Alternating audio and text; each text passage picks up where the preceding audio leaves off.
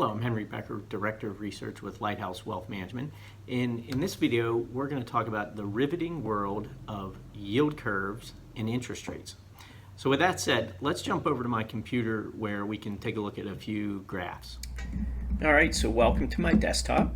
Now, in the past few weeks, the media has been a tizzy over the inversion of the yield curve and its ability to predict recessions. So what is this? Very simply, what we're looking at here is the yield curve, this curve right here that looks more like, we'll call it a U shape.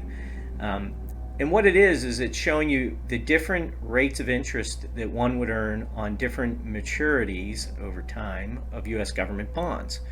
Now, remember, a government bond's an investment where you're loaning money to the government, in this case, for a period of time in exchange for interest rate payments while the government has your money.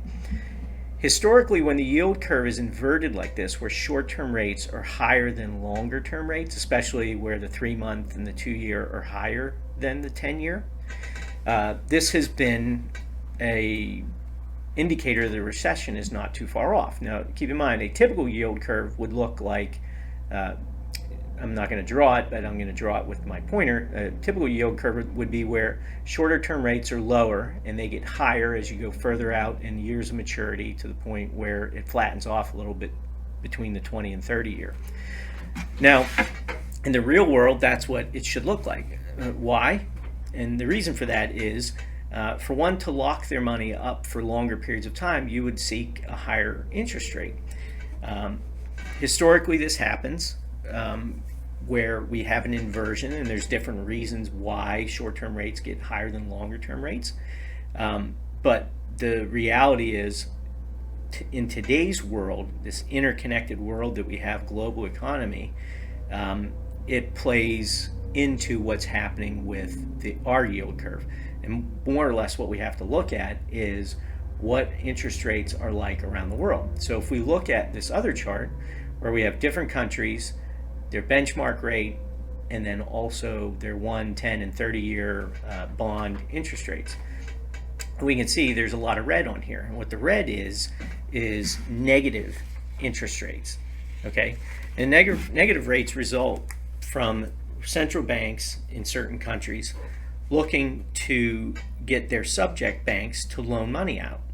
So typically a subject bank will say, like in the United States, JP Morgan is a bank in the United States, or M&T Bank is a bank in the United States. They put money on deposit with the Federal Reserve. Well, the Federal Reserve doesn't want the money there. They want it out in the economy. So they say, okay, if you're going to put your money with us, we're going to charge you interest instead of giving you interest for putting the money on deposit. So that's what's happening in countries like Switzerland, Germany, the Netherlands, a lot of these EU countries. And Japan's in there as well. They're being charged to put money on deposit with their central banks, which means they have negative interest rates. You're paying for the privilege of depositing money. And this is because they want the banks to loan money out. They want the money moving through the economy.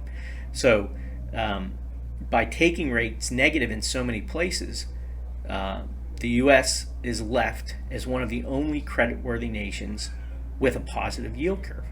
So here we sit in the United States, one of the only developed nations left that has a positive yield curve, meaning anywhere from 3 months all the way up to 30-year maturities, we have positive returns versus places like Switzerland and Germany where you have mostly negative returns across the whole yield curve. And what this is doing is bringing money into the United States and messing with our yield curve.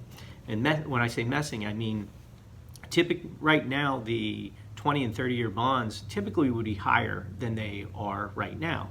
And they're not because we have a flood of money coming in from foreign investors because we have positive yields.